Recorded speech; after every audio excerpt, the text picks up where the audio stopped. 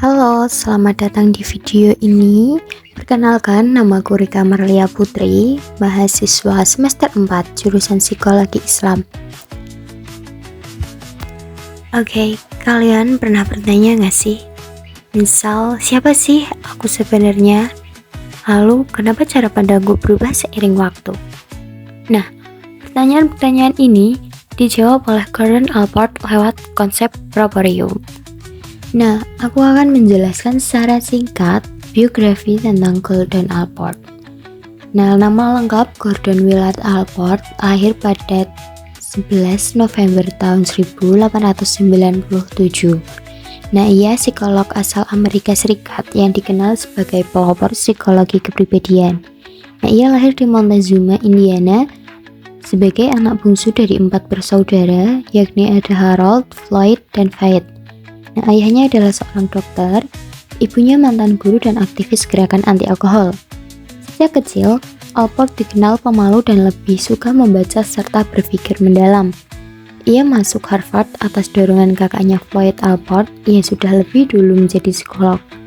Nah, pertemuannya dengan Freud membuat menolak pendekatan psikoanalisis dan memilih menekankan pentingnya motivasi sadar serta keunikan individu. Allport sendiri mengajar di Harvard, menulis banyak karya penting, dan menerima berbagai penghargaan dari American Psychology Association atau APA. Ia meninggal pada tanggal 9 Oktober tahun 1967 akibat kanker paru-paru. Nah, proporium sendiri adalah bagian diri yang penting dalam kepribadian, yang tidak muncul sejak lahir tetapi berkembang secara bertahap seiring pertumbuhan manusia. Nah, Allport sendiri memilih istilah proporium untuk menunjukkan bahwa ini adalah fungsi psikologis yang benar-benar milik individu secara khas. Nah, proporium sendiri terdiri dari 8 tahap. Nah, setiap tahap menunjukkan perkembangan rasa sadar diri manusia. Yuk kita bahas satu persatu. Nah, yang pertama ada body self. Ini muncul selama tahun-tahun awal perkembangan dan merupakan perasaan terhadap tubuh sendiri, membedakan tubuh dari hal-hal di sekitarnya, dan membuktikan keberadaan seseorang. Nah, contohnya tuh seperti bayi yang kaget saat tangannya bergerak. Jadi ia mulai sadar, ini tubuhku. Nah, itulah awal kesadaran bahwa diri itu punya batas fisik. Lalu yang kedua ada identitas diri. Di sini anak-anak mulai belajar bahasa, menunjukkan dan menciptakan identitas terlepas dari perubahan dalam lingkungan mereka. Nah, misalnya anak yang usia 2 atau 3 tahun yang dengan mantap bilang, "Namaku Dina." Nah, jadi ia tahu bahwa dirinya tetap sama meski waktu berubah. Selanjutnya, yang ketiga ada harga diri. Nah, ini biasa terjadi pada tahun ketiga. Individu mulai menilai dirinya sendiri, memiliki rasa kemandirian, dan mulai bangga dengan pencapaian mereka.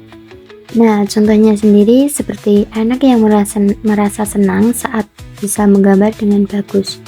Dan ada contoh lagi, misal anak yang berhasil memakai baju sendiri dan terus berkata nih, "Hei, lihat aku bisa sendiri loh." Nah, itu adalah harga diri yang sedang tumbuh. Nah, lalu yang keempat ada perluasan diri. Ini terjadi pada tahun keempat. Anak-anak mulai melihat tubuh mereka sendiri dan mulai memperluas ke objek yang ada di sekitarnya. Nah, contohnya seperti anak yang memiliki barang kesayangan atau punya boneka kesayangan. Nah, jika boneka itu hilang atau rusak, anak itu akan menangis seolah-olah kehilangan bagian dari dirinya, karena boneka atau barang itu udah dianggap jadi bagian dari dirinya. Selanjutnya, yang kelima ada citra diri atau self-image. Ini muncul pada usia 4 hingga 6 tahun. Kesadaran aku yang baik dan aku yang buruk membentuk harapan orang lain pada dirinya. Nah, di sini maksudnya seperti anak yang selalu ingin berpakaian rapi karena sering dipuji. Jadi misal anak yang selalu berpakaian rapi, ketika mendapat pujian, "Kamu anak baik ya." Nah, jadi dia tuh mulai membentuk citra diri dari interaksi sosial yang mereka dapatkan. Lalu yang keenam, merasakan diri sebagai orang yang rasional. Nah, terjadi pada usia 6 hingga 12 tahun. Anak-anak menyadari kemampuan rasional yang dapat digunakan oleh pikiran untuk menyelesaikan masalah. Nah, di sini tuh anak-anak mulai belajar mencari solusi jika ada konflik atau kesulitan. Jadi, contohnya kayak misal anak kecil yang kehujanan. Nah, lalu dia bilang, besok aku bawa payung nih.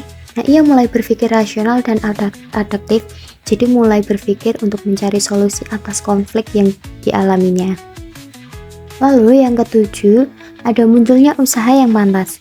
Nah, fase ini terjadi antara usia 12 sampai remaja. Mereka mulai berpikir tentang tujuan hidup. Nah, dalam hal ini, Albert berpendapat bahwa orang yang sehat menciptakan masalah dengan menetapkan tujuan masa depan dan mengikuti rencana yang menyebabkan seseorang mulai kehilangan masa kecilnya.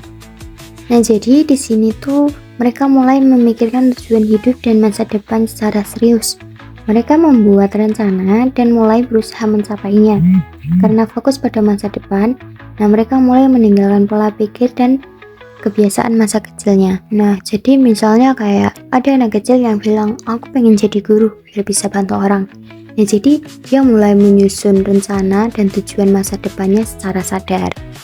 Nah, yang terakhir ada tahap dewasa. Di sini orang dewasa melihat diri mereka sebagai orang yang mengetahui, yang memiliki kesadaran dan kemampuan untuk melampaui peran lainnya. Jadi mereka mulai memahami kelebihan, kekurangan, dan tujuan hidup mereka secara. Nah, contoh kecilnya seperti seseorang yang berkata, aku tahu aku sedang cemas. Jadi aku sedang belajar untuk mengelolanya secara perlahan. Nah, jadi dia memahami kekurangannya, ia juga reflektif, jadi ia mulai mengenal dirinya dengan jujur. Oke, kita berada di akhir video. Jadi, properium adalah cerminan perjalanan manusia. Nah, dari rasa memiliki tubuh sendiri, hingga pada kesadaran mendalam tentang siapa kita dan untuk apa kita hidup. Jadi, setiap dari kita sedang bertumbuh di salah satu properium. Coba tanya deh dirimu, aku sekarang ada di tahap yang mana ya?